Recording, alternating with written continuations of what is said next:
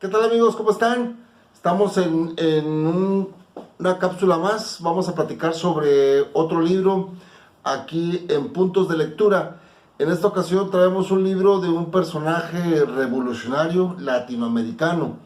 Estamos hablando de un libro sobre la vida del Che, de Ernesto Guevara.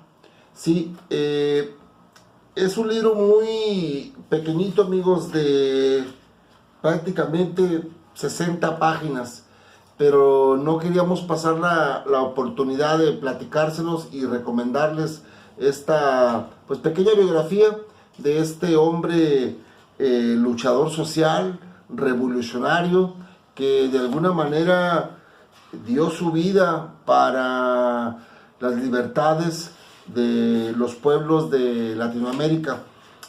Pues prácticamente, amigos, nos cuenta la historia de Ernesto, conocido como el Che Guevara.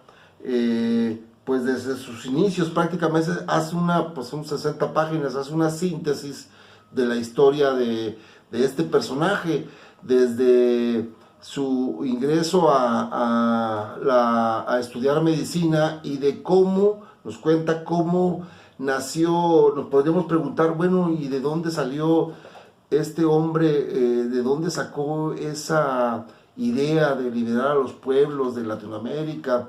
Recordemos, amigos, que en aquellos años, en los años 50, Latinoamérica se encontraba bajo, pues de alguna manera, gobiernos dictatoriales.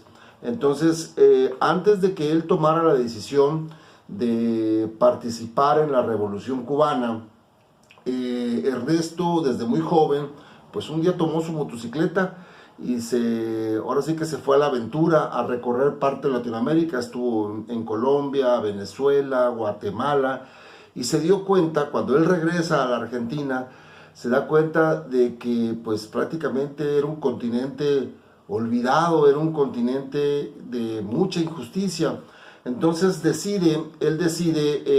cuando regresa, entra a la Facultad de Medicina. De hecho, él es graduado como médico, y se va a México por cuestiones, por algunas razones, termina en Guatemala, y ahí decide apoyar la causa. En aquellos años Guatemala estaba viviendo de alguna manera una rebelión sobre un gobierno dictatorial que tenían.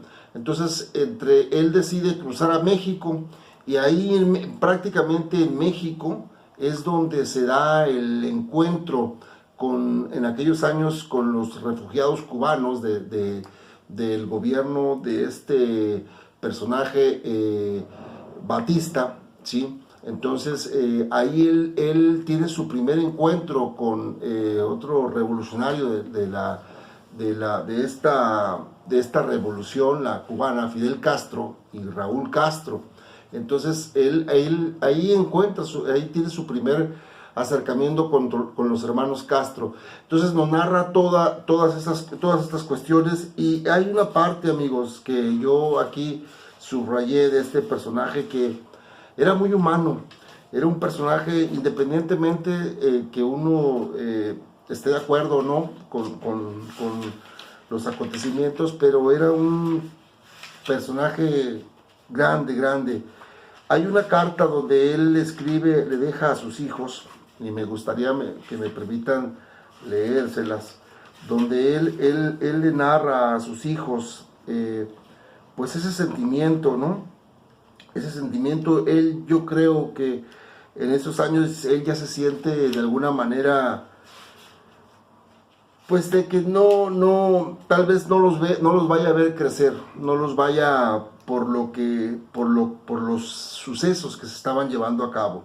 Entonces él les deja una carta a sus hijos, ¿sí? Donde prácticamente la sintetiza, y les dice así, dice: a mis hijos, si alguna vez tienen que leer esta carta, será porque yo ya no esté entre ustedes.